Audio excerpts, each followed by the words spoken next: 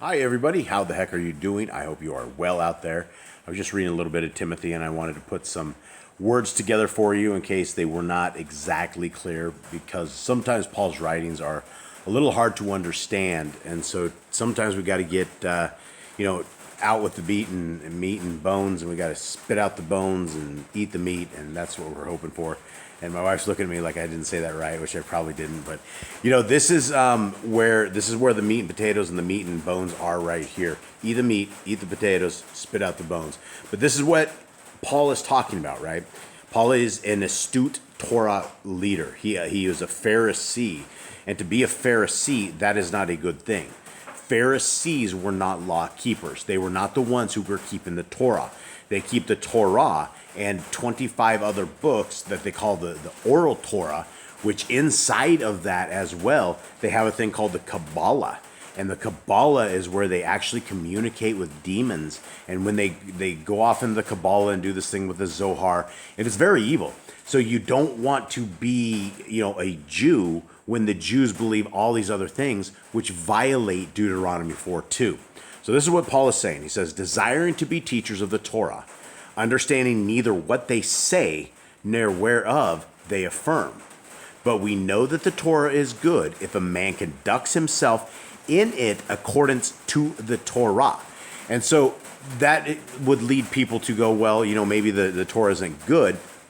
Well, it is good when you conduct yourself in holiness and righteousness and keep the Torah.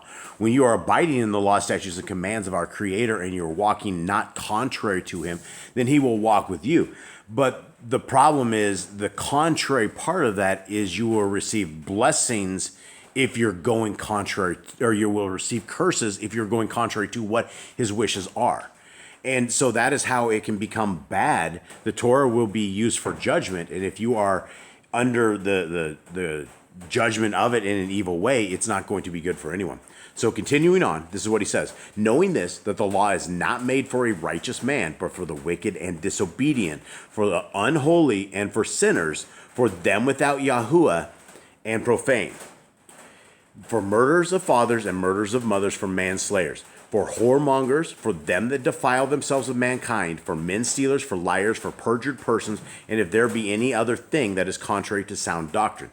So if we look at, that's a lot of words, but if we look at the bottom thing where it says sound doctrine, the only place that you would find sound doctrine is inside the Torah. If anything ever goes outside of the Torah, it is not sound doctrine. And a lot of people will say, well, all the other things in the New Testament are from Yah.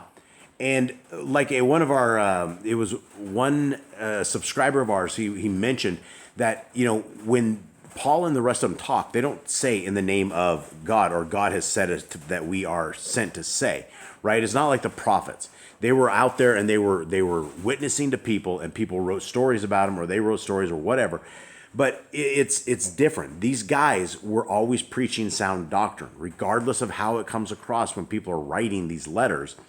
They kept the laws. They kept the feasts. Paul was always, he was on his way to feasts, right? He kept the laws of Yah. To free yourself from the laws of our Creator over a doctrine that is incorrect, that is called non-sound doctrine. So that is it with Paul on this, and this is what he says. And you got to keep the meat, spit the bones, and keep the good stuff, because Paul does have good writings, and I do think that properly translated they wouldn't say what they say, or if they do, I don't believe it is the Paul Sha'al that we know. Have a good day. I'm out.